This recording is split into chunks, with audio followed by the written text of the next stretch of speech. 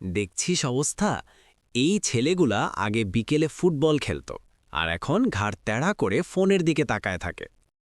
কি করবি রে রহিম? ওদের দোষ দিয়ে লাভ নেই। গ্রামে তো বিনোদনের আর কিছু নাই, না আছে খেলার মাঠ, না আছে কোনো লাইব্রেরি। এভাবে চলতে দেওয়া যায় না। আমাদের মাস্টারমশাইয়ের সাথে কথা বলতে হবে। হ্যাঁ, তা তুই ঠিক বলেছিস। কিছু একটা করতে হবে, তা না হলে তো ফোন দেখা দেখা পড়াশোনায় অমনোযোগী হয়ে যাবে। শুধু তো পড়ালেখাই না, যেভাবে এরা মোবাইল চালায় এদের তো মানসিক স্বাস্থ্যে ক্ষতি হবে। তুই একদম সত্য কথা কইছস।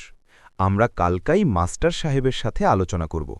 যদি গ্রামে একটা লাইব্রেরি বানানো যায়, তাহলে মোবাইলের প্রতি আসক্তিও দূর হবে আর জ্ঞান অর্জনও বৃদ্ধি পাবে।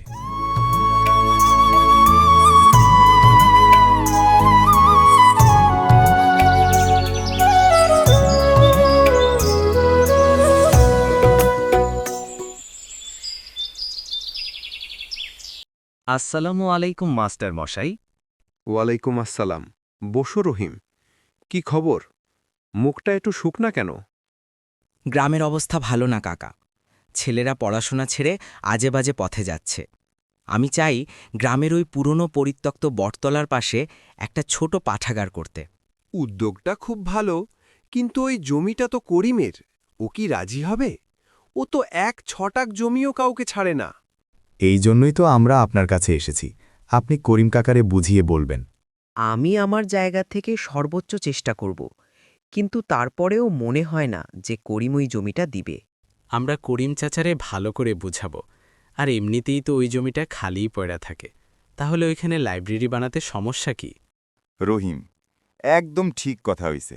আমরা করিম কাকারে ভালো করে বুঝামো, আর যদি তিনি না বুঝে, তাইলে আমরা প্রয়োজনে চেয়ারম্যান সাহেবের কাছে যামু। করিম চাচা, আপনার সাথে একটা দরকারি কথা ছিল। আবার কি কথা? তোদের তো কথার শেষ নাই। আজকে এইটা, কালকে ওইটা। চাচা, ওই বটতলার জমিটা তো আপনার, ওটা তো খালিই পড়ে আছে। আমরা যুবকরা মিলে ওখানে একটা পাঠাগার করতে চাই। দেখছেন করিম ভাই, এখন জমি চাইছে, কালকে আপনার ভিটে মাটিও চাইবে। এইসব লাইব্রেরি ফাইব্রেরি হলো ছোকরাদের আড্ডা মারার বাহানা। একদম ঠিক বলেছিস জব্বার। রহিম, তুই এখান থেকে যা। চাচা, জমিটা তো আমি আমার জন্যে চাইনি।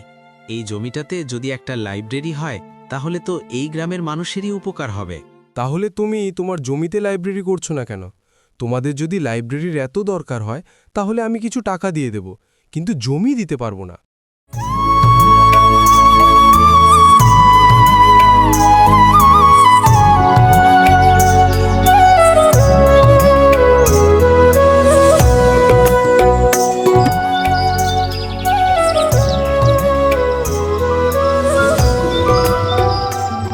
কিরে রহিম, তোরা সকল বন্ধুরা মিলে নাকি গ্রামে একটা লাইব্রেরি দিবি?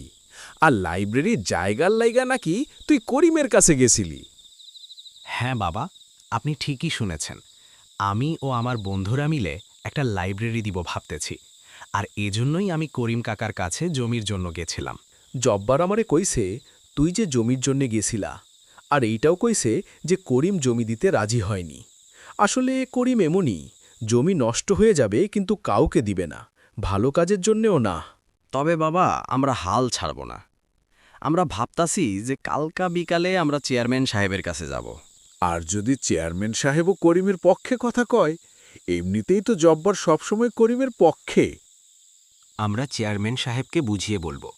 আর লাইব্রেরি তো গ্রামের সবার জন্য, এতে তো আমার কোনো স্বার্থ নাই। আমিও গ্রামের সবার লগে এই বিষয়টা নিয়ে কথা কমো। তুই ঠিকই কইছ, আমরা সবাই মিলে এবার একটা লাইব্রেরি বানামো।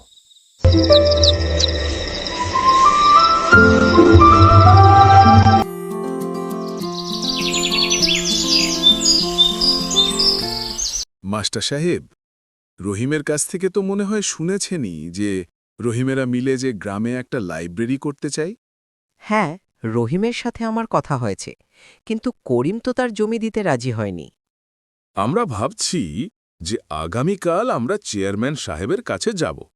আমরা করিমকে বলবো, প্রয়োজনে আমরা করিমকে ভাড়া দেব। ঠিক আছে, তাহলে আমরা সকলে মিলে আগামীকাল চেয়ারম্যানের কাছে গিয়ে এইটার একটা মীমাংসা করব। মাস্টার মশাইয়ের কাছে সব শুনলাম। করিম, তোমার ওই জমিটা তো কোনো কাজেই আসছে না।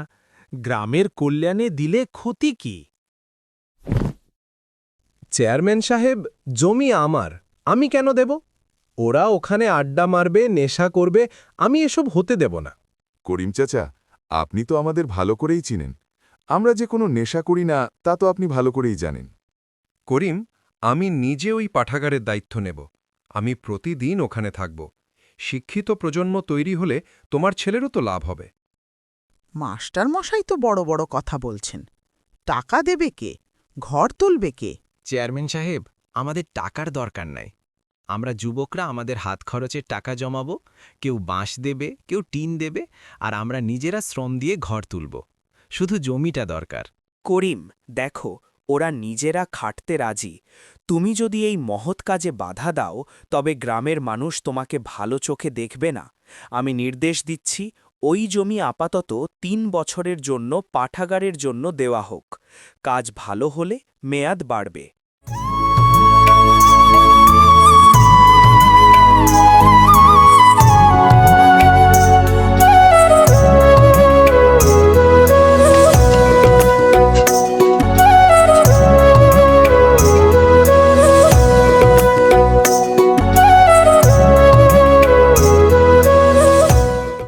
কিরে, কি বই ওটা?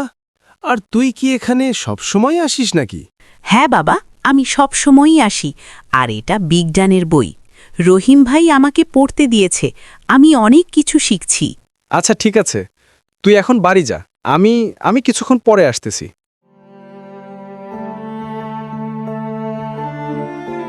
রহিম, আমি ভুল বুঝেছিলাম।